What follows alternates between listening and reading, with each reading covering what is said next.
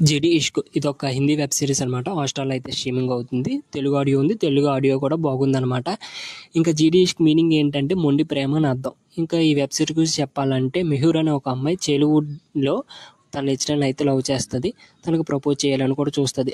ఆ లెక్చరర్ కూడా తనకు ఎప్పుడు ఫ్రెండ్లీ లెక్చరర్‌లా ఉంటాడనమాట. వన్ ఫైన్ డే తన లెక్చరర్ ఒక కంపెనీలో జాయిన్ అయినప్పుడు స్టార్టప్ పెట్టాలనుకుంటాడు. కంపెనీలో జాయిన్ అయినప్పుడు 3 days తర్వాత తను చనిపోతాడనమాట. ఎందుకు చనిపోయాడు అని ఈ వెబ్ సిరీస్ మనం చూడాలన్నమాట. మనం అనుకుంటాం ఎందుకంటే చెలివుడ్‌లో కదా అట్రాక్ట్ అయి ఉంటది ఆ అమ్మాయి, అలాగా లవ్ చేసి ఉంటది అనుకుంటాం. కానీ డైరెక్ట్ దీంట్లో ఎలా చెప్పాడంటే తన లవ్ ఇప్పటికి అలాగే ఉంది అన్నట్టుగా, తన గురించి ఎవరన్నా తప్పుగా మాట్లాడినా సరే ఊరుకోదనమాట. ఎదురుగా ఎవరున్నారని చూడదు, ఊరుకోదు. సమాధానం అయితే చెప్పేస్తదనమాట. తనని ఎంతలా ప్రేమిస్తదంటే తన కోసం ప్రాణమైన ఇచ్చేంత అయితే అప్పటి నుంచి ఇప్పటి దాకా కూడా ప్రెజెంట్‌లో కూడా అలాగే ప్రేమిస్తూ ఉంటది. చెప్పాలంటే వెబ్ సిరీస్ ఓవరాల్‌గా 3 hours 13 minutes తక్కువ రన్ టైమ్‌తోనే ఉందన్నమాట.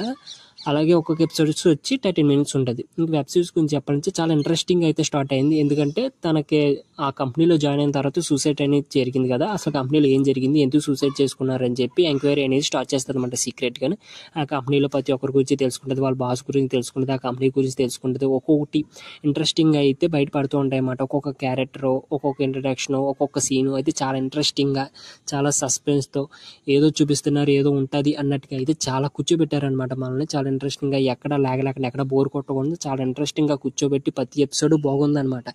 చాలా ఇంట్రెస్టింగ్ అనిపించింది. ఏదో జరుగుతుందిగా జరగని అని చెప్పి ఒక్కొక్క దాంట్లో ఒక్కొక్క ట్విస్ట్, ఒక్కొక్క సర్ప్రైజ్ కింద మనకి రివీల్ అవుతూ ఉంటది.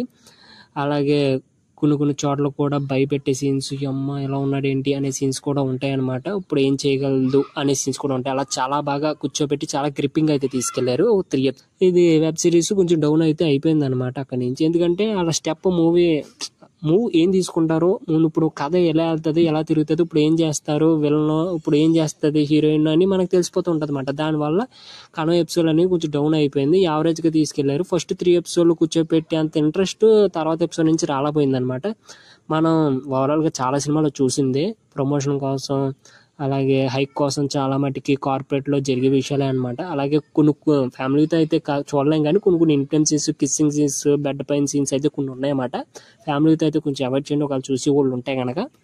ఇంకా ఓవరాల్‌గా చెప్పాలంటే నాకు యావరేజ్ వెబ్ సిరీస్ కింద అనిపించింది. ఫస్ట్ 3 ఎపిసోడ్లు కొంచెం ఓకే అనిపించినా సరే తర్వాత ఎపిసోడ్ నుంచి అయితే మొత్తం డౌన్ అయిపోయింది కదా!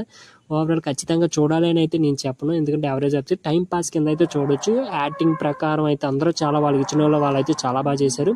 హీరోయిన్ గాని చేసిన అమ్మాయి కూడా చాలా బాగా చేసింది. ఇంకా చెప్పాలంటే ఓవరాల్‌గా అంత తీసి పడేయాల్సింది కాదు, వరస్ట్ అని చెప్పను నేను. ఓకే, చూసిన స్టోరీయే 3 ఎపిసోడ్లు కూర్చోబెట్టారు అయినా సరే తర్వాత ఎపిసోడ్ డౌన్ అయింది. ఓకే, వన్ టైం పాస్ కింద అయితే చూడొచ్చు. ఖచ్చితంగా చూడాలని ఏమని అనిపించలేదు. ఇది నా ఒపీనియన్.